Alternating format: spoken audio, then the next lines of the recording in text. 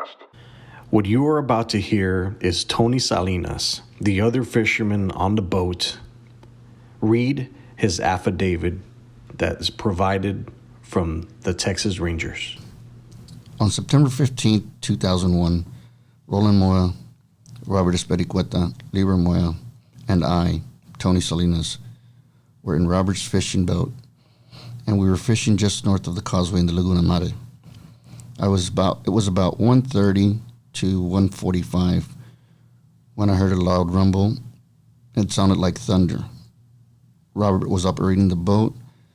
I saw a car go down into the water, and through there was some sort of accident. We headed towards where the car hit the water when we saw another car, and then another car. What seemed to be a section of cars that hit the water. We did what anyone would do and headed that way towards the cars that hit the water. Robert took some flares out, and Roland called 911 on his cell phone.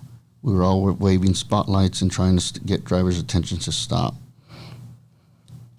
so they wouldn't fall into the bridge. We finally get one man's attention, and he stopped. There was no one else to help us, no one else in sight, only us. We went to try to rescue anyone who was in need of help. We started shouting and trying to hear if anybody was out there. The person we heard was a female's voice. When we got her into the boat by herself, apparently she was unharmed. She was an Anglo female, mid-20s, with a skinny build. We yelled out again and heard two men's voices. The first one was a man who had a large wound to his head. We got up beside him. When we tried to get him into the boat, he screamed a girl's name. He said she was his girlfriend and that he wanted to get her. Either Roland or Robert kept a hold of him besides the boat. The other voices heard was an older man, and I helped him inside the boat. We couldn't get Rene into the boat because he said his back was injured. About this time, we turned into the direction of the woman's voice yelling for help. She went under the water and came back, only to disappear under the water. The Coast Guard arrived, and instead of asking what they could do, they asked if we had a lighter so they could light a cigarette.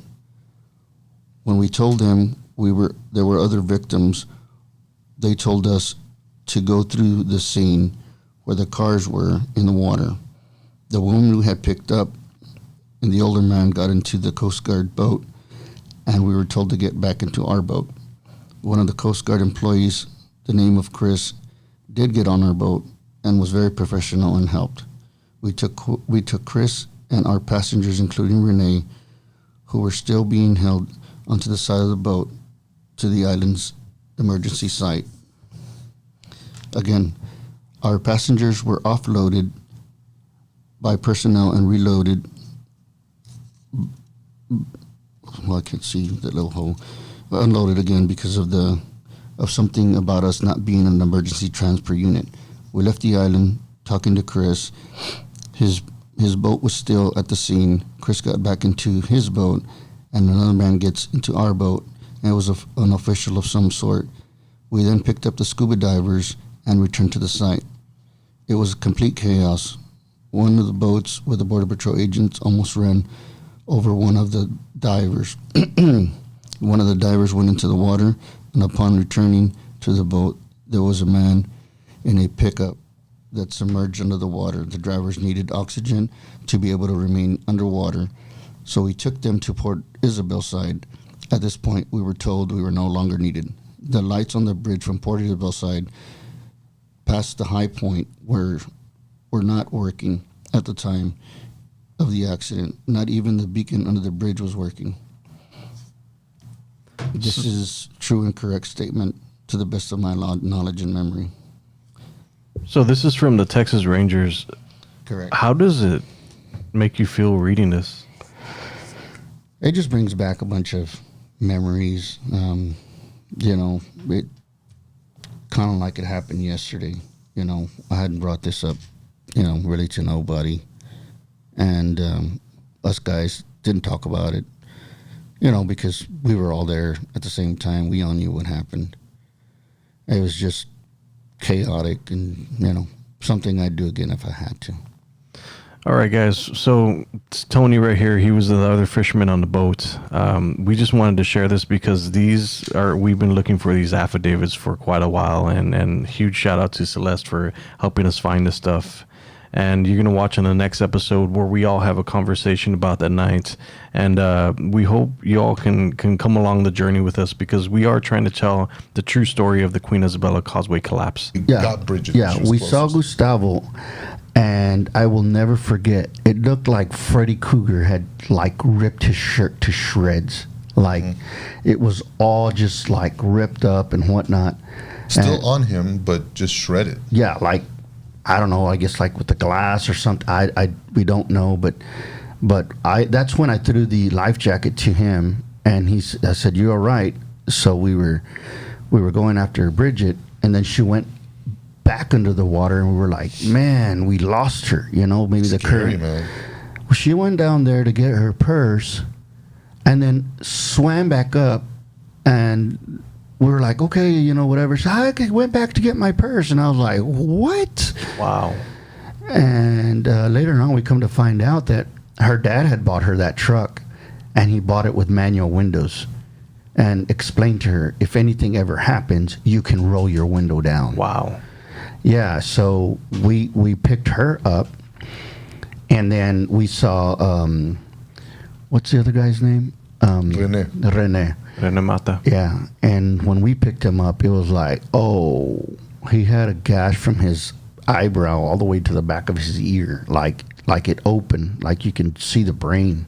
It was horrible. I took my shirt off and I put it over the damaged part of his head, and he was just bleeding and bleeding. I know the three guys were trying to get him to the front of the bow, and I'm like, dude, you are gonna pick him up. He's dead weight. I said, come to the side, and we all managed to kind of scoot him over, and then we got him on the boat, and he was like, my girlfriend, and we're like, well, we're looking for people, and then we got Gustavo onto the boat, and he was so worried. He's like, I need to call my wife. Do you have a cell phone? And we're like, yes. So we'll get it for you right now. We're looking for people.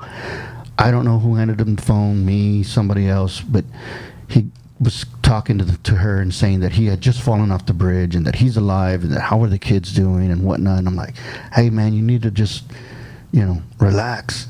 And he's like, ahorita te hablo, and he hung up with her, and we kept looking and searching, and those were the only three people.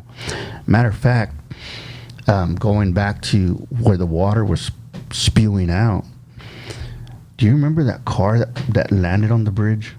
Yeah. That person was still alive in the car. Gaspar Hinojosa. Yeah, we actually spoke to his son. Oh, okay. Yeah, we could not get to him. I mean, there was absolutely no way, because those pilings are so tall.